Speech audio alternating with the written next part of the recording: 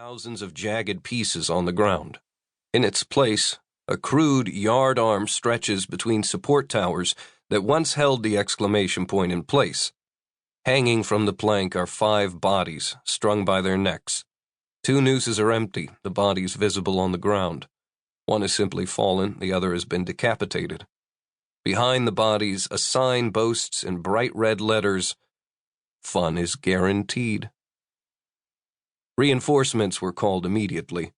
By the time employees broke their silence and began telling their stories, the media were scrambling and desperate to get on the scene. Unfortunately for Fantastic Fun, Inc., the legal owner of the park, an uploaded video showed National Guard troops entering the park the very day a press conference downplaying the carnage was held. The footage aired side by side on most networks. Details began to emerge, bringing with them a flood of unanswerable, terrible questions. How could a group of survivors, mostly children, commit such terrible acts? How could survivors with the best possible circumstances in which to weather the storm and its aftermath produce the worst possible result? What does this say about our children, ourselves? Is every American teenager just a few short steps away from bloodthirsty savagery? How do we prevent this in the future? Was an American institution that had provided joy to children since the 1970s fatally harmed by this incident, or is redemption possible? Many of these questions are answered in the following interviews, but I will warn you, many questions remain, and the answers I found only led to more questions. I was able to speak with almost all of the key players, from Fantastic Fun Inc. representatives to evacuated employees to rescue crew. And as you've probably heard in the publicity run-up to the release of this book, there are multiple interviews with employees inside the park, as well as interviews with 5 of the 7 members of the infamous Council of Pieces. If there are answers, these are the people who would have them. Yet as I turned this book over to my editor, I felt I understood the events either only as well or slightly less well than I did after the initial news articles had been written and all the trial dates had been set.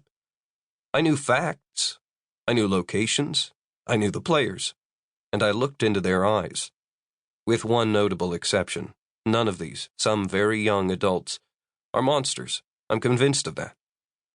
I know now what I suspected then, that a cocktail of immense fear, absolute freedom, rising uncertainty, boredom, and raging hormones turned an amusement park into a tribal battleground. I've read dozens of think pieces that have dissected every aspect of this story, from academics giving thoughtful criticism to take away their phones and kids turn into killers hysteria. I've heard the players describe what they were thinking, and I still can't answer the most awful question everyone has asked themselves. What would I have done? What if I were a scared 20-something, just getting my feet under me, more concerned with my Instagram account than my 401k? What if I had the entirety of human knowledge and experience at my fingertips and were suddenly plunged into the dark ages? What if I were cold and wet and scared and sick and bored to the point of losing my mind? Would I have followed someone? What if that someone asked me to kill? Most of us want to believe that we would have acted more reasonably if trapped in FantasticLand. You would like to believe that you would have hidden, or you would have calmed things, or you would have found some non-violent way to ride out the events that led to so many dead bodies. On some level, we all need to think that about ourselves. So, allow me to share one story before we dive into the interviews. There are many reasons I was unable to interview 19-year-old Alice Barlow, who my sources tell me was an archer for the ShopGirls tribe, one of 7 tribes that formed over the time FantasticLand was cut off from humanity. There were only 4 archers in the entire park, 2 of whom were ShopGirls. Of the 92 bodies recovered, an incredible 34 were killed by arrows. It is possible, albeit unlikely, that Alice didn't fire any of the killing shots.